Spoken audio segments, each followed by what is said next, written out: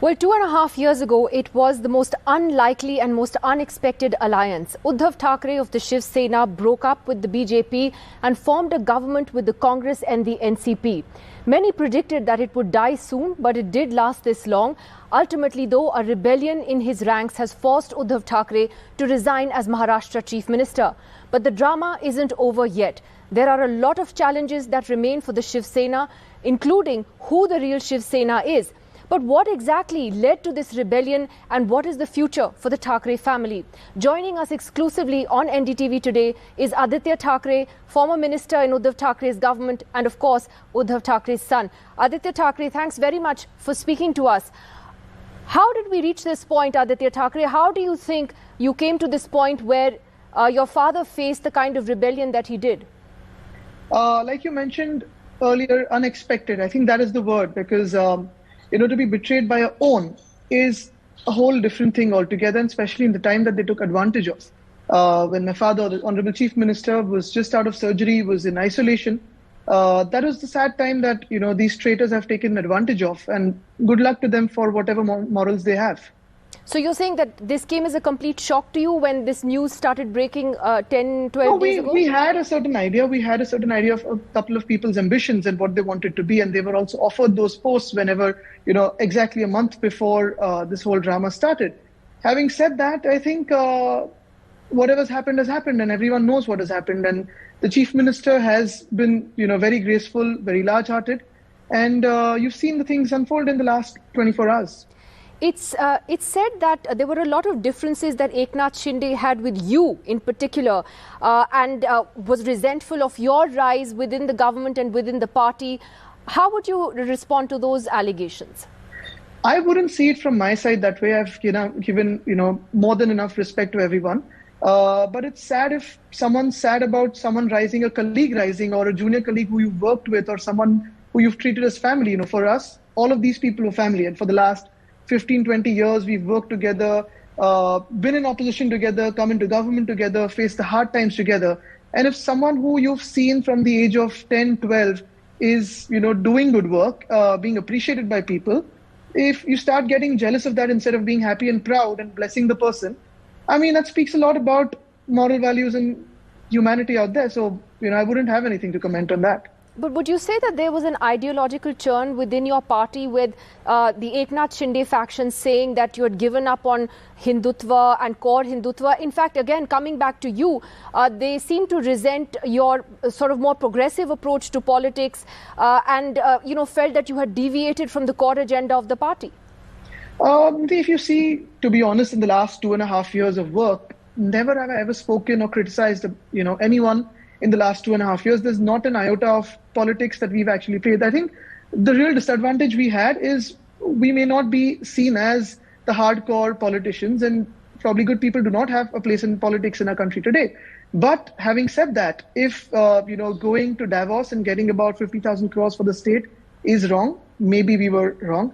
If going to COP26 and speaking about the climate agenda and trying to push the climate agenda, sustainable development, trying to bring younger people, women, people who have more perspectives than just one into the mainstream. If that is a problem, maybe that is a bigger problem. But I guess that's not something we're, here to accept. We're here to listen to more perspectives, have a Maharashtra that was peaceful in the last 2.5 years, not have communal tensions flare up. And yet we were the party that went to Ayodhya after the swearing in was done. The Chief Minister has been there twice after being sworn in. I've gone there. I think the perspective of what they perceive Hindutva to be is way different from what, Hindu Samaj Balsaheb Thackeray thought it to be, or the party president thinks it to be, or the larger people in Maharashtra. Can you tell me what that difference is? It's interesting that you say that. You're saying you're not giving up on Hindutva, but at the same time, all these other issues, whether it's about the environment, investment, that's not a contradiction to Hindutva, or even Exactly. aligned with the Congress or the NCP.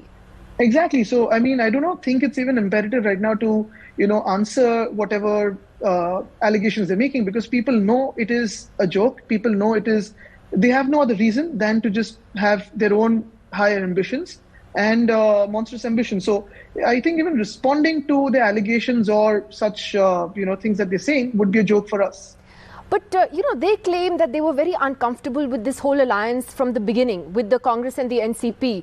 Did they say anything to you, any of these guys today who have now rebelled against the Chief Minister? Did they ever make their displeasure publicly known to you and your father? To be very honest, in the past 2.5 years, if you see, whenever the Chief Minister has been praised, he has said that be it the COVID work, be it the infrastructure work, be it the importance Mumbai got for the first time in the history of, whatever years that we've had, the credit was always shared by the Chief Minister with every colleague of his. The person who has these ambitions and called off started with the rebellion, he was given a department which no Chief Minister has parted with in the last 33 years. More importantly, if at all there were differences, you could have just come home and spoken. Most importantly in this is differences will always be there in any political alliance. You have seen enough differences in the alliance in the past 5 years when we had an NDA government here. You have differences at every level, horizontally and vertically in politics. It is always about competition. And if at all there are differences, what mature people do, what individuals do, is sit down and sort it out. But in terms of the funds that were given to all the MLAs for the constituency works or department-wise, I think all of us as ministers and as three parties, we've released a paper on how much everyone is given. And especially for the 2-term, 3-term MLAs, I think they've got a historic number of funds in all the constituencies, in all ministries. But there are also allegations that are being made that your father was not accessible as Chief Minister to party leaders, to party MLAs, to allies, that he was very aloof. He surrounded himself with a small bunch of loyalists and was essentially incommunicado. How would you respond to that? So one part is true that, and it is unfortunate, but he underwent 2 surgeries in the month of November. And for that, he had to be isolated for a month and a half, and which is a sad thing because it is this time exactly and this reason exactly that these, little rebellion leaders have taken and brainwashed some of our MLAs who've, been taken away with them. The other side, of course, the letters that, sort of came across that there's coterie politics and this and that. I think that is a typical run-off script for every rebellion that happens, that the leader doesn't meet us, there's a coterie, there's loyalists. I mean, this has happened with the Sena 10 years ago when, or rather more than that, when there was an earlier rebellion. And that is, the names have changed. They've interchanged names with Balasaheb Thackeray's names with Mr. Uddhav Thackeray, that he is good, but Aditya is bad. I think this goes on. This is a run-off written old boring script. What is important is, and what is also sad is, yes, that is partially true. From the month of November that he underwent 2 surgeries and he had to be bubbled out. He couldn't physically meet people for the next month and a half. But not a single cabinet meeting was skipped by him. Not a single meeting was skipped by him. His work was going on WhatsApp and all the other technology that is in place. There were also reports that Sharad Pawar had warned him 3 or 4 months ago, or actually 5 months ago to be precise, that there was a rebellion brewing within the party and a serious rebellion, and that he didn't take it seriously. I think what is very important is Mr. Pawar or Mrs. Gandhi, Congress, the NCP, all the leaders stuck with us in these tough times. We all knew that there were certain rising ambitions and we had also spoken it out. On 20th May, Mr. Uddhav Thackeray had invited one of these leaders and had asked him if he wants to be Chief Minister. And obviously there was a lot of drama after that, and then 1 month later they had to break away. But I think what is important is what has happened, and I think it's up to the morals of the people who've broken away from a man who stood out as a statesman. It's interesting that you repeated that Sharad Pawar and Sonia Gandhi have stood by you and your father in these times. Are you saying that you will continue, at least your faction of the Shiv Sena will continue to be in alliance with the Congress and the NCP? No, there's nothing about factions. It's about what the Shiv Sena is. Shiv Sena holds together with a strong bond of family and trust. Today also we had the Congress leaders calling on us and committing fully that in these tough times where we've been betrayed by our own, they will stand with us. And you will stand with them? We are standing for a country that is facing a danger to democracy and a danger to the Constitution of India. Are you saying therefore that for you and your father to ever ally with the BJP, that's ruled out, or never say never in politics? The point is right now they are having an alliance, an unholy alliance with some people who've betrayed us. And, they're probably on the way to, form a government. Good luck to them. Aditya Thackeray, though, what about the colleagues who have left you? As you say, you see it clearly as a very sort of as a betrayal, as you put it. But is there a door open with them to talk to them, to find a way to repair that relationship? And I'm asking because otherwise you're facing a tough political battle on your hands as to who really is the Shiv Sena now. Tough political battle, or more so for me, I think, like I said the other day, more than the floor test, it is the morality test that these people have to undergo. Look into our eyes, or look into the mirror, into your own eyes, and say, what less did we give you? But more than that, I think going ahead, we've always said this, that there has been a smaller group who have rebelled for their monstrous ambitions, and there's another group who have been taken away and brainwashed in multiple ways, and some of them have literally been forced away. Now, this is what we hear, some of them, whatever, in terms of every possible allegation that we've heard, and we've seen on NDTV itself of how they were whisked away from Surat to Guwahati with 2 or 3 policemen catching them by their arms and necks and, taking them away. Now, having said that, we've always said that this has always been a family. This has always been a family. A, if there are any problems, come and speak. 2, if at all you want to come back, the door's always open for those who have been, brainwashed and taken away. A couple of questions that follow on from that. One is that, today we saw Eknath Shinde's faction, issue a whip to the party MLAs to be present for a meeting in Goa. So they are claiming that they are the real Shiv Sena. And I think that they're going to claim that in front of the Election Commission also. Are you going to challenge that legally? See, all of these are legal things. But once again, I want to stress on the same thing, that it is impossible to understand of how a mindset can work like this against a party, against a family, which is the entire party, and against the person who is the party president, who has given you everything and who has brought you so ahead in life, personally treating you as family. The rest is all beyond understanding. The rest is all legality. But what about the morals? What about the humanity? I think that is the core of the question. So are you saying that there can be a rapprochement, that if some of these MLAs came and met you, that you will keep those doors open? We've always said this, and we've said this from day one, that whoever has been whisked away, whoever has been forced away, whoever has been brainwashed, whoever has misunderstandings, for them the doors are always open. Why do you say they're brainwashed? Because, see, you have seen in a couple of interviews yourself, I do not want to go details, but some of them are going by the script. Some of them are going by an older script. And some of them who have been in touch with us, who have been, contacting us through various people, they want to come back, but they were forced to stay there. And you've seen the amount of security, you've seen the amount of, force that has been placed there to ensure that no one goes in and no one comes out. So do you think that some of that force has to do with central agencies at play as well, like the ED and the CBI? No, I think they've just appeared by themselves, and they've just been there to ensure the MLAs there who are on a tourism streak are protected well from people who might be, wondering what they're doing there in a flood-hit Assam. Do you believe that the BJP was plotting the downfall of your government? Do you believe that they were the ones responsible for doing this? I wouldn't go into the depths of it. People know everything. People are smart enough to read through whatever's happening in our country and whatever's happening in our state. The sadder part is, like I said, our own people who betrayed us. I think the moral question, the question is to them. How could you do this? But where do you go from here, Aditya Thackeray, politically? You have crucial elections. I'm saying, where do you go here from here politically? You have crucial BMC elections coming up and other municipal bodies as well. But the BMC, of course, is the richest in the country. And you don't have a lot of time for that, maybe a few short months. What are the challenges that lie ahead for you and your father then in the next few months? I think 2 pertinent points you made here. Where do you go from here? Like I said, onward and upward, because every time the Sena faces a crisis, it comes together and becomes stronger.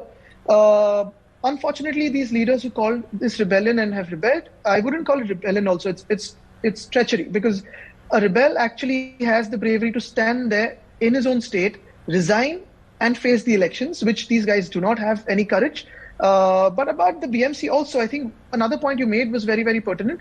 The fact that it is the richest. Now, the richest doesn't mean that it can spend it in any which ways. Every penny that has come into the BMC has been accounted for.